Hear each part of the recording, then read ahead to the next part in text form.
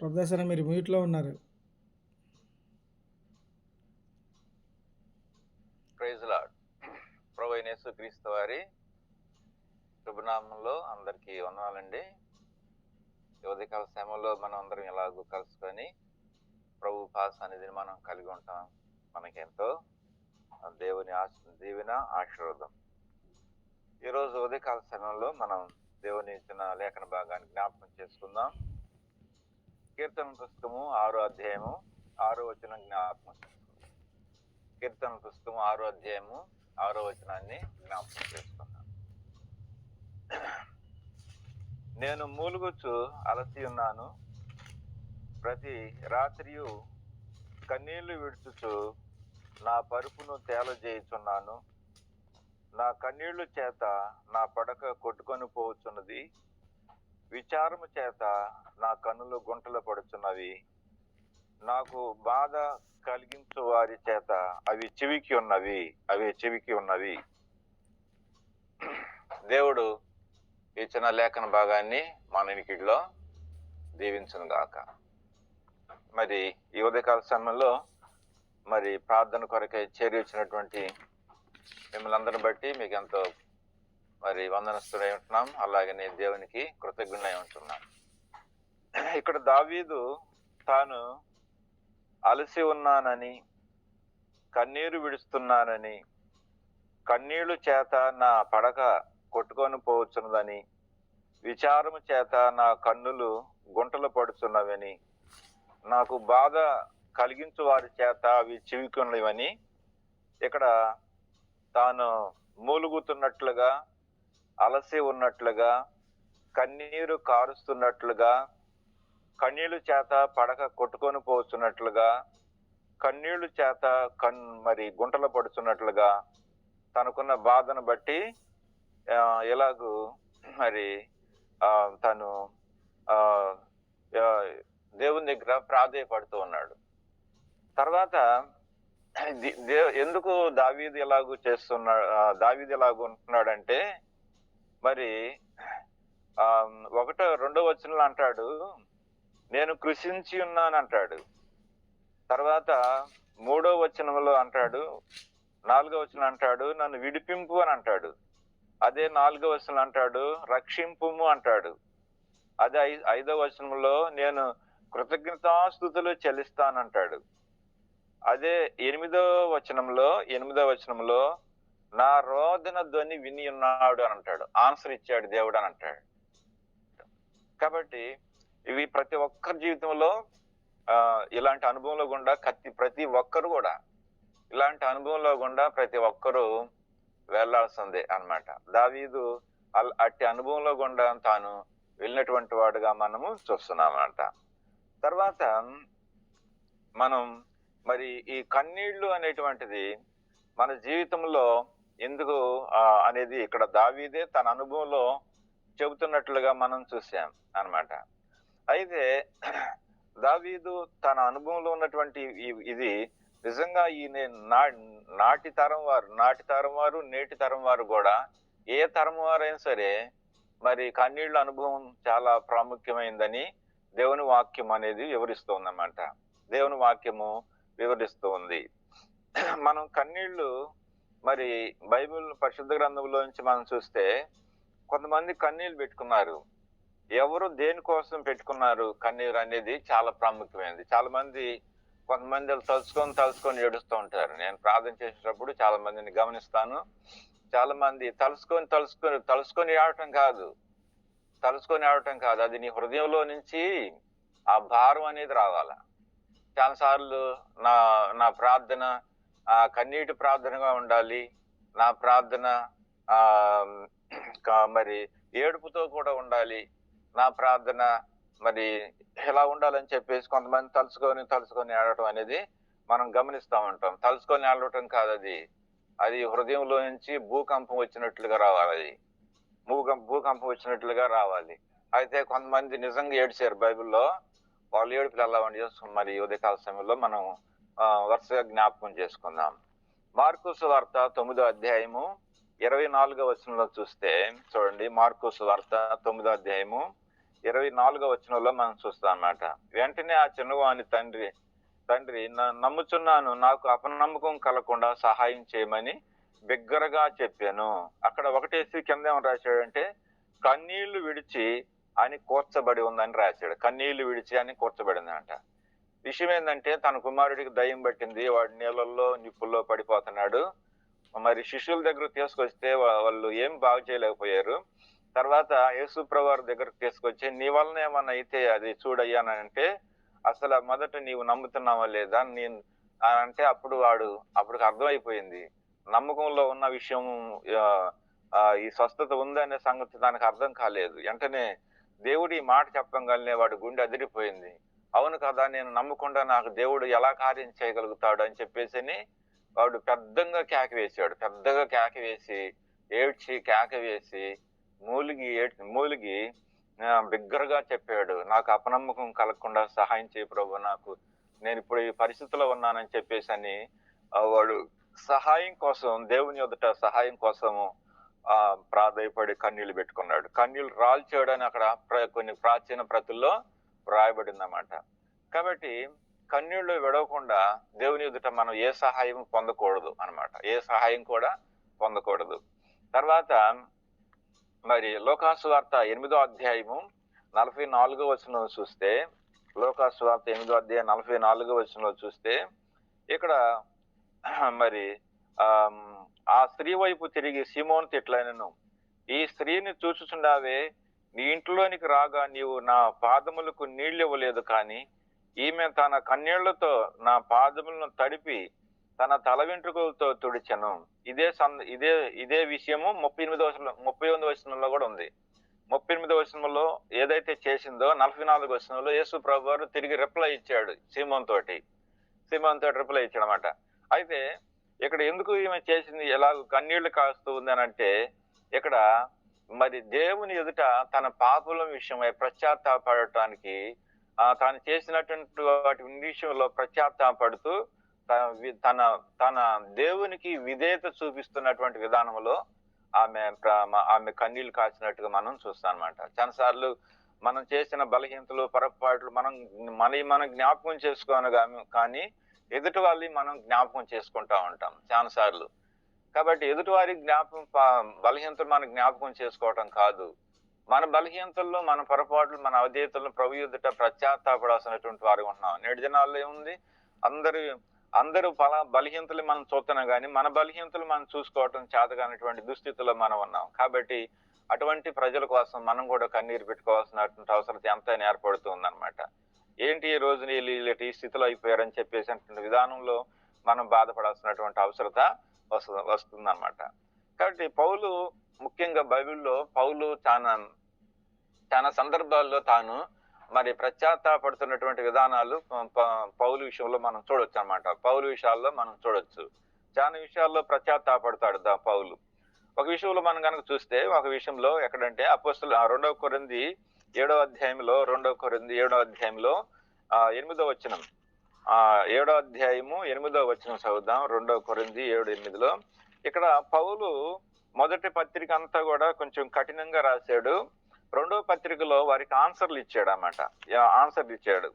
ఎందుకు కఠినంగా రాయాల్సి వచ్చిందో అన్న విషయాన్ని కాడ కొంచెం పశ్చాత్తాపడుతున్నాడు ఆయన. కఠినంగా రాయటం కూడా ఆయనకి ఇష్టం లేదు, కానీ ఎందుకు నేను కఠినంగా ఈ పత్రిక రాయాల్సి వచ్చింది, మొదటి పత్రిక అనేది చూస్తే ఇక్కడ మనం చూస్తాం. పౌలు పత్రికలో 8వ వచనంలో, నేను రాసిన పత్రిక వలన మిమ్మల్ని దుఃఖపెట్టినందున విచారణ పడను, నాకు విచారము కలిగినను ఆ పత్రిక మిమ్మల్ని స్వల్పకాలం మట్టికే దుఃఖపెట్టినని తెలుసుకొంచున్నాను. మీరు దుఃఖపడితేరని నేను సంతోషించట్లేదు, కానీ మీరు దుఃఖపడి మారు మనసు పొందుతారని ఇప్పుడు నేను సంతోషిస్తున్నాను. ఏలనగా ఏ విషయంలోనైనాను మా వలన మీకు నష్టము పొందకుండుటకై దైవ చిత్తానుసారంగా దుఃఖం పొందితరి. దైవ చిత్తానుసారమైన దుఃఖము రక్షణార్థమైన మారు మనసు కలగచేయను. ఈ మారు మనసు మరలా ఇక దుఃఖమును పుట్టించదు. అయితే లోక సంబంధమైన దుఃఖం మరణాన్ని కలగచేయను. పౌలుకు ఏ దుఃఖం ఎలాగూ తీసుకెళ్ళిద్దో పౌలుకు బాగా తెలుసు. అందుకనే వారు లోక సంబంధంగా దుఃఖపడుతున్నారు, కానీ ఆత్మీయంగా వారు దుఃఖంలో లేరు. వారి బలహీనతలు బట్టి, మరి వారు ఉన్నటువంటి విషయాలను బట్టి పౌలు అలాంటి స్థితిలో ఉన్నవారిని వారికి గుర్తించి వాళ్ళకి కొన్ని సవరించడానికి కొన్ని కఠినంగా మాటలు వాడాల్సి వచ్చింది. అయితే పౌలు కూడా పశ్చాత్తాపడుతున్నాడు ఆ విషయంలో. అయితే ఇప్పుడు ఆ విషయము ఇప్పుడు వారిని ఏ స్థితిలోకి తీసుకొచ్చిందంటే, ఆత్మానుసారముగా దుఃఖం, దైవ చిత్తానుసారంగా దుఃఖము పడితేరి. కాబట్టి ఇప్పుడు మీరు రక్షణార్థమైన మారు మనసు మీకు దక్కింది కాబట్టి ఇక మీరు దుఃఖపడాల్సినటువంటి అవసరం లేదనేటువంటి విషయం ఇక్కడ జ్ఞాపకం చేస్తాడు పౌలు అన్నమాట. కాబట్టి మన జీవితంలో కూడా చాలా సందర్భాల్లో వాళ్ళు మనం దుఃఖపెట్టారు, బాధ పెట్టారు, తర్వాత మమ్మల్ని ఏదో చేశారని చెప్పేసి మనం అనుకుంటుంటాం. కానీ కొంత మనకంటే ఆత్మీయులైనటువంటి వారు వాళ్ళు దుఃఖపెట్టినా, బాధ పెట్టినా ఆ పరిస్థితులు మనకు ఆశీర్వాదకరంగా ఉంటాయి కానీ, దీవెనకరంగానే ఉంటాయి కానీ, నష్టకరంగా ఎక్కడ కూడా అవి ఉండవు అనేటువంటి విషయాన్ని మనం జ్ఞాపకం చేసుకోవాలి. కాబట్టి పౌలు కూడా అదే పని చేశాడు అన్నమాట. అదే పని చేసినట్లుగా మనం చూస్తాం. అయితే పౌలు మరి తన దుఃఖం ఎలా ఉంటుంది అనేది కొన్ని విషయాలు నేను మీకు జ్ఞాపకం చేయాలని ఆలోచన అన్నమాట. పౌలు చాలాసార్లు దుఃఖపడ్డాడు బైబిల్లో. అయితే ఆయన దుఃఖపడినటువంటి విషయాలు ఎలా ఉన్నాయని మనం చూస్తే, అపోస్తుల కార్యములు 20వ అధ్యాయం 19వ వచనంలో మనం జ్ఞాపకం చేసుకుంటే, అపోస్తుల కార్యములు 19వ అధ్యాయం 20వ వచనంలో 19 లేకపోతే 20వ అధ్యాయం 19వ వచనం చదువుదాం. 20వ అధ్యాయం 19వ వచనం. ఆసియాలో కాలు పెట్టింది మొదలుకొని ఎల్లకాలం మీ మధ్య నేను ఎలాగో నడుచుకుంటున్నా మీరే ఎరుగుదురు. యూదుల కుట్ర వలన నాకు శోధనలు సంభవించినాను, కన్నీళ్లు విడుచుచు పూర్ణమైన వినయభావంతో నేను ఎలాగూ ప్రభుని సేవించునే మీకు తెలియను. ప్రయోజనకరమైనది ఏది దాచుకొనక బహిరంగంగా ఏంటంట మీకు తెలియజేస్తూ బోధించుచు దేవుని ఎదుట మారు మనసు పొంది ప్రభువైన యేసుక్రీస్తునందు విశ్వాసం ఉంచవలనని యూదులకు గ్రీసు దేశస్తులకు ఎలాగూ సాక్ష్యం ఇచ్చుంటున్నో ఇదంతా మీకు తెలియను. ఇదిగో నేను ఇప్పుడు ఆత్మయందు బంధింపబడి యెరూషలేముకు వెళుచున్నాను. అక్కడ నాకు ఏమేమి సంభవించున్నో నాకు తెలియదు గాని, బంధకముల యందును శ్రమల యందును నా కొరకును కాచుకుంటున్న ఉన్న పరిశుద్ధాత్మ ప్రతి పట్టణంలోనూ నాకు సాక్ష్యం ఇచ్చున్నాడని తెలియను. అయితే దేవుని కృపాసువార్తను గురించి సాక్ష్యం ఇచ్చుట యందును నా పరుగును నేను ప్రభువైన యేసు వలన పొందిన పరిచర్యను తొదముట్టింపు వలన నా ప్రాణం ఎంత మాత్రం ప్రియమైందో ఎంచుకోవట్లేదు. ఇక్కడ ఆసియాలో కాలు పెట్టింది మొదలుకొని తాను గమనిస్తూ వచ్చాడు కొన్ని విషయాలు. అయితే ఏమైందంటే, చాలా మంది కుట్ర చేశారు. ఆ కుట్ర వలన ఎంతగానో ప్రభు సేవ చాలా కఠినంగా జరిగింది, కఠినమైన పరిస్థితుల్లో జరిగింది. ఆ విషయాల్లో దేవుని సేవ అనేది పాడు కాకూడదని, పరిచర్య అనేది పాడు కాకూడదని పౌలు పరిచర్య కొరకు చాలా ఏడ్చినట్లుగా ఇక్కడ ఉందన్నమాట. చాలా బాధపడ్డాడు, ఏడ్చాడు. మనం అదే ఆసియా ఖండంలో మనం ఉన్నాం కాబట్టి ఆసియా ఖండం కొరకై పౌలు ఏడ్చాడు. ఆయన ఇక్కడ జరగవలసిన పరిచర్య కొరకు ఆసియా ఖండంలో ఏదైతే పరిచర్య జరగాలని పౌలు ఆశించాడో ఆ ఖండంలోనే ఎక్కువగా దేవుని పరిచర్య జరుగుతూ వచ్చింది. దానికి కారణం ఏంటంటే పౌలు కన్నీళ్లు అని చెప్పొచ్చు అనమాట. పౌలు దేవుని పరిచర్య కొరకే కన్నీళ్లు పెట్టుకున్నాడు. ఇదే ఆసియా ఖండంలోని ఎక్కువగా దేవుని పరిచర్య దేవుని మహిమార్థంగా జరుగుతుందో అనేది కూడా చెప్పాలన్నమాట, చెప్పుకోవాల్సిన వారు ఉంటున్నారన్నమాట. పరిచర్య కొరకు పౌలు కన్నీళ్లు పెట్టుకున్నాడు. అంతేకాదు అపోస్తల కార్యములు 20వ అధ్యాయము 31వ వచనంలో చూస్తే, కావున నేను 3.5 సంవత్సరం రాత్రింబగలు కన్నీళ్లు విడుచుచు ప్రతి మనుషునికి మానక బుద్ధి చెబుతున్నానని మీకు జ్ఞాపకం చేసుకొని మీరు మెలకువగా ఉండుడి అన్నమాట. 3.5 సంవత్సరం ఏడ్చాడంట. దేనికోసము?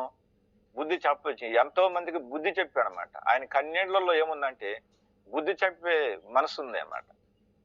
అక్కడ పరిచర్య కోసం కన్నీళ్లు. కాబట్టి ఇక్కడ సవరించే దానికోసం కన్నీళ్ళు. ఇక్కడ సవరింపు కొరకు అనమాట. ఎంతో మందికి బుద్ధి చెప్పాడు పౌలు అనమాట. కాబట్టి సంఘము అవసరాల కొరకు, సంఘము యొక్క అక్కర్ల కొరకు, సంఘములో ఉన్న వారికి ఎన్నో విషయాలుగా బుద్ధి చెప్పే మాటలు రాస్తూ పౌలు వారందరి కోసం 3.5 సంవత్సరం ఏడ్చినట్లుగా ఇక్కడ మరి బైబిల్లో రాయబడి ఉందన్నమాట.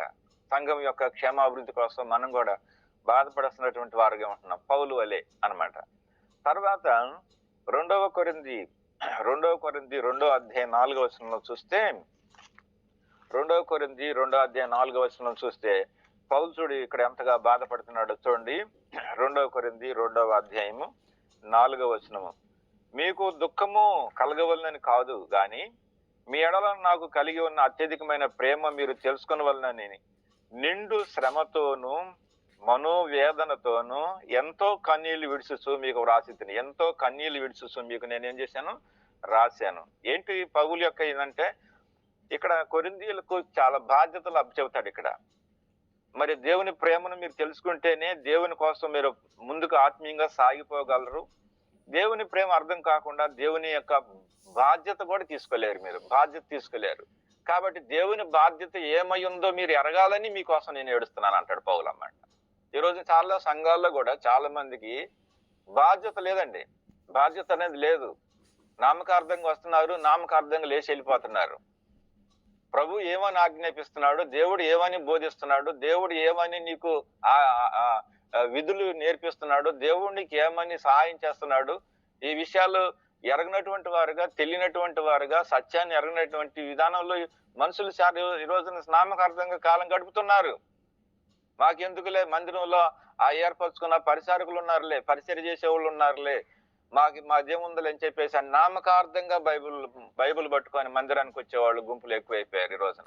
అటువంటి గుంపు కోసం మనం ఏడవాల.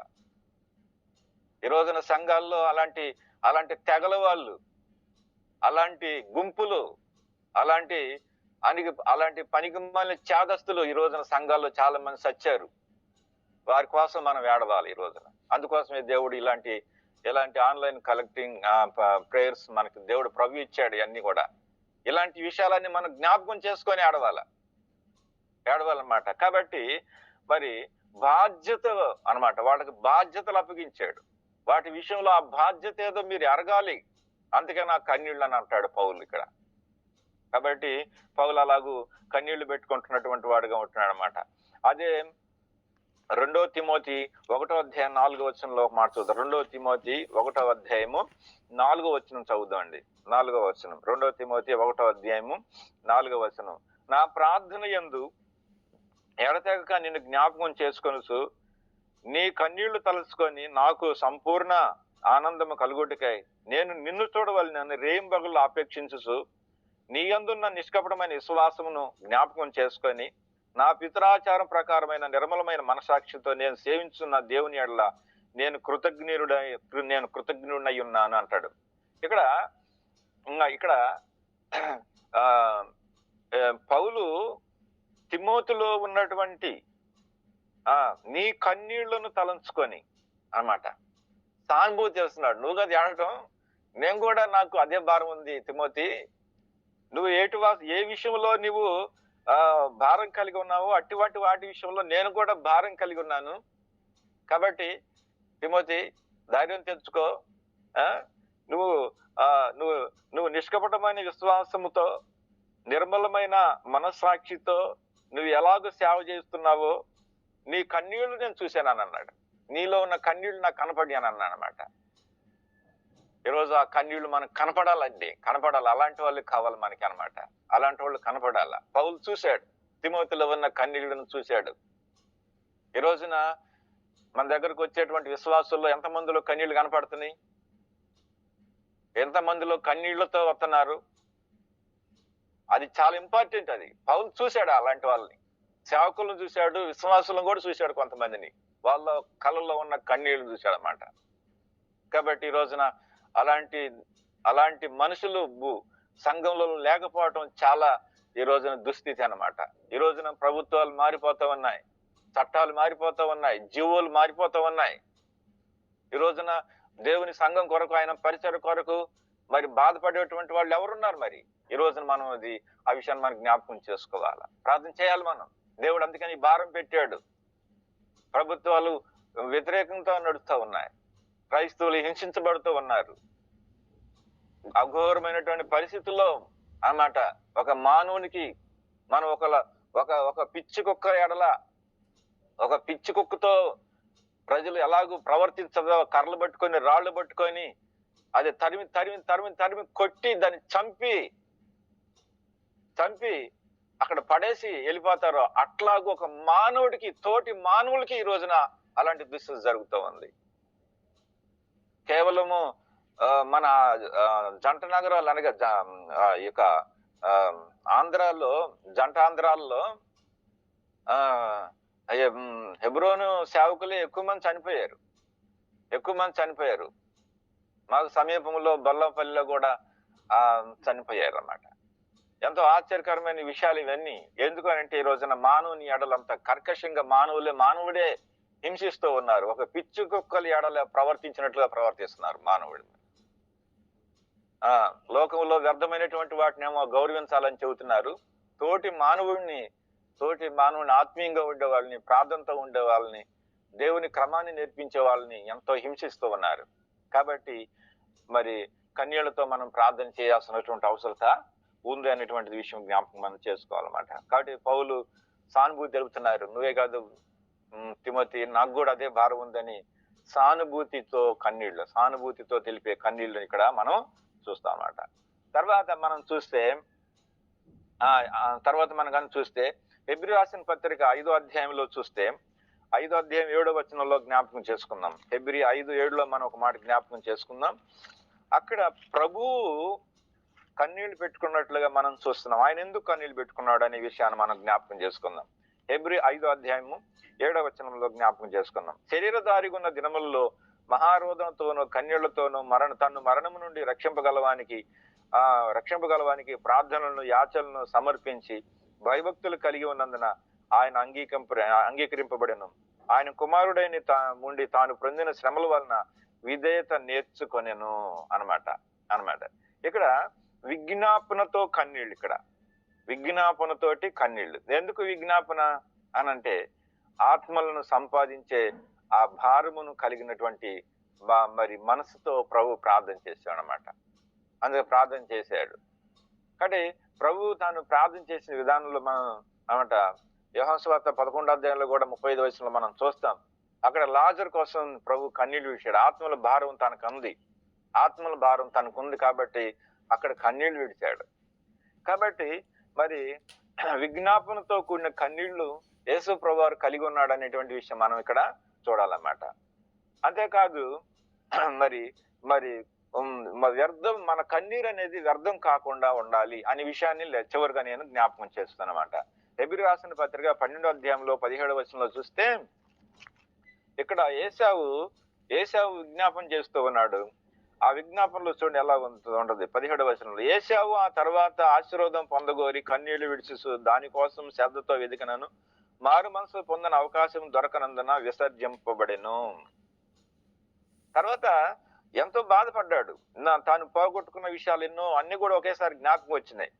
జ్యేష్ఠత్వం పోగొట్టుకున్నాడు, తర్వాత తృణీకరించాడు, తర్వాత ఆశీర్వాదాలు పోగొట్టుకున్నాడు, తర్వాత తన సహోదరుని చంపడానికి ప్రయత్నం చేశాడు, తర్వాత దేవుడు తన ముందుకు తీసుకొచ్చినటువంటి వాటన్నిటి విషయంలో ఎంత నిర్లక్ష్య భావంతో వ్యవహరించాడో ఆ విషయాలన్నీ తలుసుకొని ఆ తర్వాత నాకు ఆశీర్వాదం లేకపోతే ఎలాగో అని చెప్పేసి ఆశీర్వాదం కోసం తాను మరి పశ్చాత్తాపడి ఆశీర్వాదం కోసం ఆ శ్రద్ధతో వెదికాడంట గాని, కన్నీళ్లు పెట్టుకున్నాడంట గాని, ఏడ్చాడంట గాని, ఆ తర్వాత ఆ విషయంలో మరి ఎంత కన్నీళ్లు పెట్టుకున్నా గాని అది దొరకనందున, విసర్జించబడినందున తాను బాధపడుతూ మరి తిరిగి వెళ్ళిపోయినటువంటి వాడుగా మనం చూస్తున్నాం ఇక్కడ ఏశావు.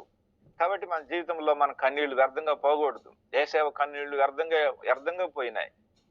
వ్యర్థంగా పోయినాయి అన్నమాట. కాబట్టి మన జీవితంలో కూడా అన్నమాట యోవేలు గ్రంథం 2వ అధ్యాయం 12వ వచనం అంటారు, మరి కన్నీళ్లు విడిచేటువంటి వారిని అక్కడ తెప్పించు అని అంటాడు అన్నమాట. యోవేలు గ్రంథంలో నుంచి మనం చూస్తే, యోవేలు గ్రంథంలో నుంచి 2వ అధ్యాయం 12వ వచనంలో, ఇప్పుడైనాను మీరు దుఃఖపడి, ఇప్పుడైనాను మీరు మారు మనసు ఇప్పుడైనా కానీ పశ్చాత్తాపడండి. ఇంత జరిగిపోయింది, ఇంత నష్టపోయాం, ఇంత జరిగిన తర్వాత కూడా మీరు ఎలా ఉంటారా అని చెప్పేసి అక్కడ ప్రవక్త మరి యోవేలు అక్కడ ఎంతగానో విలపిస్తూ ఉంటాడన్నమాట. 2వ అధ్యాయం 12వ వచనం, ఇప్పుడైనాను మీరు ఉపవాసం ఉండి కన్నీళ్లు విడుచుచు దుఃఖపూర్వకంగా తిరిగి నా యుద్ధకు రండి. యెహోవా మీ దేవుడైన యెహోవా కరుణా వాత్సల్యం గలవాడు, శాంతమూర్తి అయి ఉన్నాడు, అత్యంత కృపగలవాడినై ఉన్నాడు. తాను ఉద్దేశించిన కీడు చేయక పశ్చాత్తాపడును కనుక మీ వస్త్రములు కాదు చించుకునేది, మీ హృదయాలను చించుకొని ఆయన తట్టు తిరుగుడి అని చెప్పేసి అంటాడన్నమాట యోవేలు ప్రవక్త. కాబట్టి మన జీవితంలో అన్నమాట నిన్న సిస్టర్ గారు కూడా చదివారు ఇర్మియా గ్రంథం 9వ అధ్యాయంలో, ఇర్మియా గ్రంథం 9వ అధ్యాయం 17వ వచనంలో మరి అక్కడ 9:17 రోదన చేసే స్త్రీలను పిలువనంపించుడు అంటాడన్నమాట. 9:17 చదువుతాం. రోదన చేసే స్త్రీలను కనుగొనండి, వారిని పిలువనింపించండి. మనం వలసబోతిమి, మనం సిగ్గునుందితిమి, మన నివాసములు పడగొట్టబడిను, విడవలసి వచ్చాను అని వారు ఎంతగానో బాధపడుతున్నారు. అందుకని ఎందుకు ఇంకా అంటే 21 వాళ్ళు చూడండి ఎన్ని విషయాల్లో వలసపోయామన్నారు, సిగ్గుపోయామన్నారు, నివాసాలు పడగొట్టబడి అన్నారు.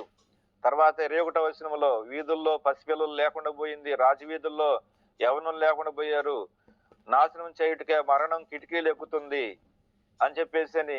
అందుకని 20 స్త్రీలారా యెహోవా మాట వినుడి, మీరు చెవికి నా మాట ఆలకించుడి, మీ కుమార్తెలకు రోదన ధ్వని నేర్పుడి, ఒకరికొకరు అంగలార్చుడి విద్యను నేర్పుడి అని చెప్పేసి అంటున్నాడన్నమాట. మనం ఈ రోజున ఇటు భారంతో మనం ఒకరు ప్రార్థన చేసుకోవాలా. మీరు ఒకరికొకరు ఇలాగ చేయండి అని చెప్పేసి దేవుని వాక్యం మనల్ని హెచ్చరిక చేస్తుంది.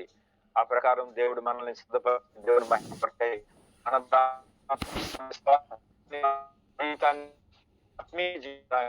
దేవుని కన్నీటితో దాన్ని దేవుని ఏర్పాటు మహిమ కొరకి ప్రభు నిన్ను వాడుకున్నది కనుక అటు అభిషేకం దేవుడు మా అందరి మీద చేయనది. ప్రైజ్ లార్డ్ అందరికీ. ప్రైజ్.